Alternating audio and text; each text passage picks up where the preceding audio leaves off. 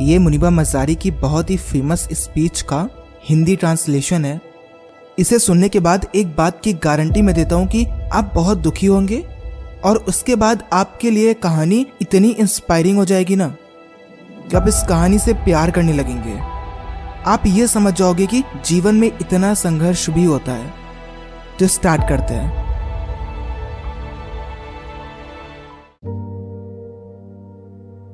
सब मेरी डिसेबिलिटी देखते हैं, मैं अपनी एबिलिटी देखती हूँ। सब मुझे डिसेबल्ड बोलते हैं, मैं खुद को डिफरेंटली एबल्ड बोलती हूँ।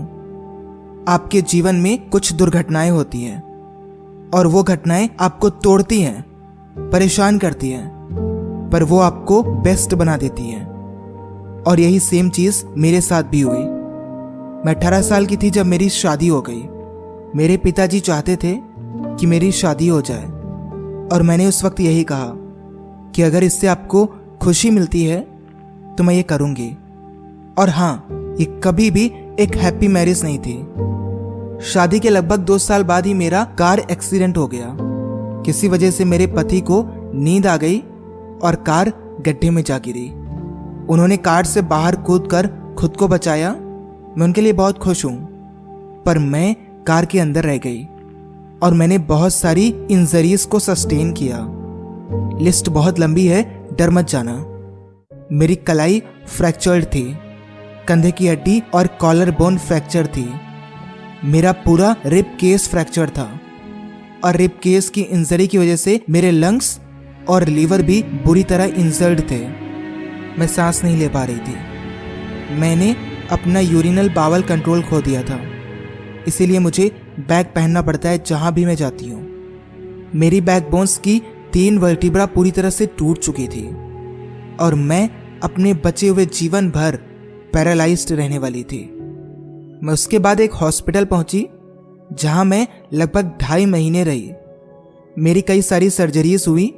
एक दिन डॉक्टर मेरे पास आए और उन्होंने कहा, मैंने सुना है कि तुम एक आर्टिस्ट बनना चाहती थी, पर तुम एक हाउसवाइफ बन गई थी। मेरे पास तुम्हारे लिए एक बुरी खबर है, तुम दोबारा पेंट नहीं कर सकोगी क्योंकि तुम्हारी रिस्ट और आर्म पूरी तरह से डिफॉर्म हो चुकी है और तुम कभी भी पेन नहीं पकड़ सकोगी। अगले दिन डॉक्टर फिर आए और मुझसे कहा, तुम्हारी रीढ़ की हड्डी की इंजरी बहुत बुरी है, तुम कभी भी दोबारा चल नहीं सकोगी क्योंकि तुम्हें स्पाइन इंजरी है और तुम्हारे बैक में फिक्सेशन है। तुम कभी भी किसी बच्चे को जन्म नहीं दे पाओगी। उस दिन मैं बर्बाद हो गई। मैंने अपनी माँ से पूछा, मैं ही क्यों? और तब से मैंने अपने वजूद पर क्वेश्चन करना शुरू कर दिया कि मैं जिंदा ही क्यों हूं। और तब मैंने ये महसूस किया कि शब्दों में भी आपको आराम देने की ताकत होती है। मेरी माँ ने मुझसे कहा कि ये वक्त भी गुजर जाएगा, भगवान के पास तुम्हारे लिए इससे अच्छा प्लान है।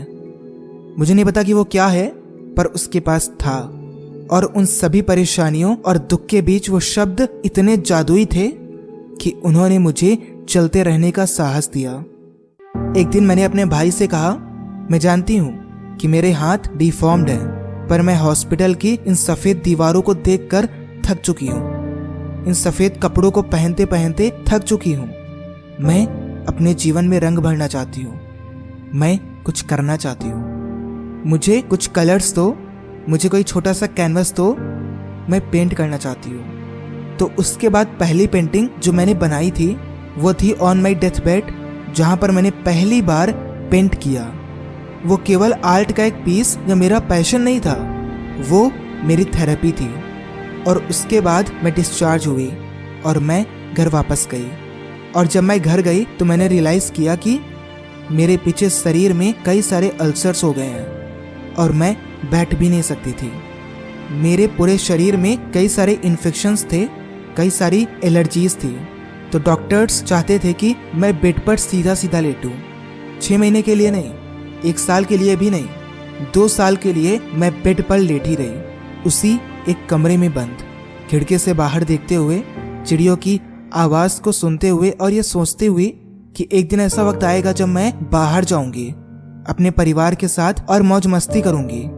ये वो वक्त था जब मैंने रियलाइज किया कि लोग कितने किस्मत वाले होते हैं। उस समय ये मैंने महसूस किया कि जब मैं बैठना शुरू कर दूंगी मैं इस दर्द को सबको बताऊंगी, उन्हें ये महसूस कराने के लिए कि वो कितने किस्मत वाले हैं और वो खुद को लकी मानते ही नहीं है।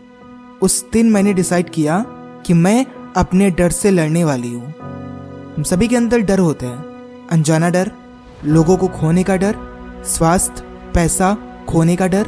हम अपने करियर में आगे बढ़ना चाहते हैं, हम प्रसिद्ध होना चाहते हैं, हम और पैसा चाहते हैं।